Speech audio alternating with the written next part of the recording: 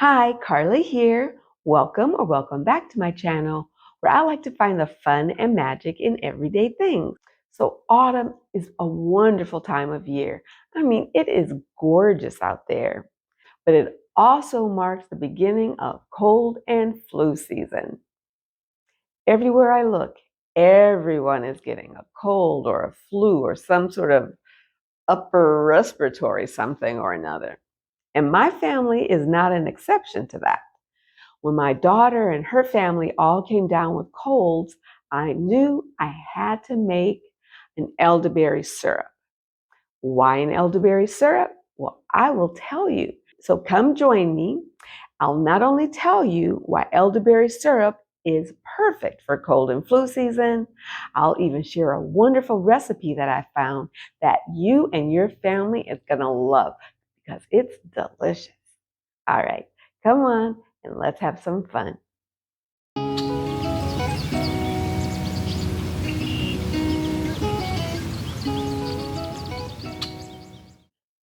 Before we get into the recipe, let me tell you a bit about the wonderful medicinal properties of elderberries.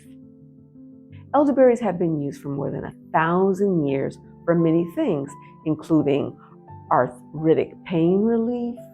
It's been used to help strengthen the eyes, but most notably, it's been used to shorten the severity and the duration of the flu and other viruses. Research has shown elderberries to be effective against a number of influenza viruses in both human clinical trials and in vitro studies. In one placebo-controlled double-blind study, 93.3% of those taking an elderberry preparation saw significant improvement in symptoms within 2 days. However, for those taking the placebo, it took 6 days for 91.7% to see improvement. So it was this and other studies that make elderberry syrup so popular today. Now that you know why elderberries are so good for colds and flus, let's make some syrup. Now there are a ton of elderberry syrup recipes out there. The recipe I chose was from one of my favorite herbal books, Alchemy of Herbs by Rosalie de la Forêt. I'm not sure if I'm pronouncing that right, but you can see the title here. It's a great book. Now, I'm not going to go into it in this video, but if you like for me to do any sort of book reviews or give book recommendations, I'd love to do that. Just let me know in the comments section that you like that sort of content and I'll do it. Anyway, this recipe is so delicious and it has been given the kid stamp of approval. So let's get started. So first, I placed 1 cup dried elderberries in a medium-sized saucepan. Now, I'm a little shy of the 1 cup, but I'll show you how I remedied that in just a sec. Next, I add 9 grams of licorice root and a ½ teaspoon of black pepper. Now, to make sure that I have enough elderberries, I added 3 bags of this really lovely elderberry and echinacea tea. This really turned out to be a happy workaround. Now to this, I added 1 cup of apple juice,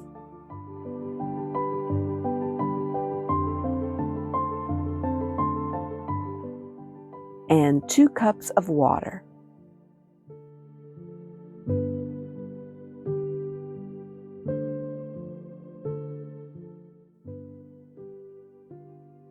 I brought the mixture to a boil and then simmered covered for 20 minutes. When I finished, I added the thyme,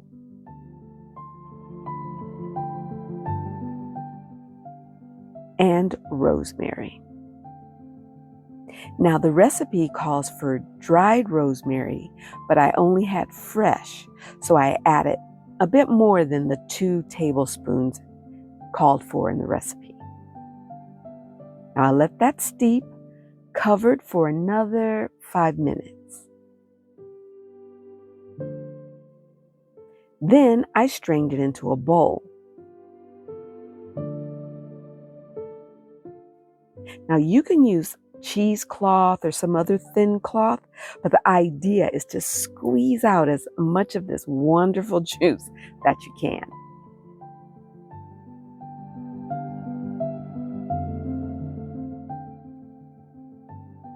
Now, at this point, you should taste it because you'll see it's already a bit sweet.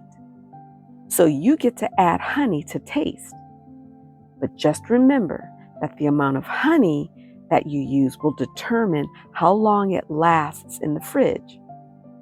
So according to the author of the recipe, she says if you mix equal amounts of juice and honey, say, for example, 1 cup juice and 1 cup honey, it'll probably last about a year. But since it's so easy to make, I just make it in small batches and add honey according to my taste. That way I know it'll get used up long before I have to worry about it going bad.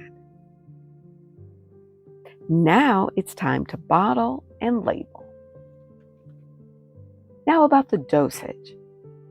The best time to take the syrup is at the very onset of symptoms. You know, when your throat starts to get a little itchy or you start feeling like yucky and like you're starting to come down with something, you know that feeling. That's when you should start taking frequent doses of the syrup. It'll be much more effective taking it every hour than taking it a couple of times a day. Now, the therapeutic amount is 1 teaspoon to 1 tablespoon every hour. Well, I hope I've inspired you to whip up a batch of elderberry syrup for this cold and flu season. In the meantime, take care and be well, and I'll see you on the next adventure.